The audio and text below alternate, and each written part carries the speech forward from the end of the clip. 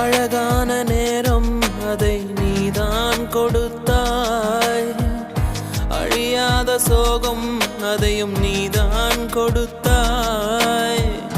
கண் தூங்கும் நேரம் பார்த்து கடவுள் வந்து போனது போல் என் வாழ்வில் வந்தேவானாய்.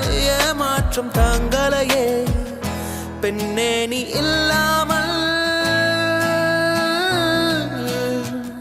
பூலோகம் இருட்டிடும்.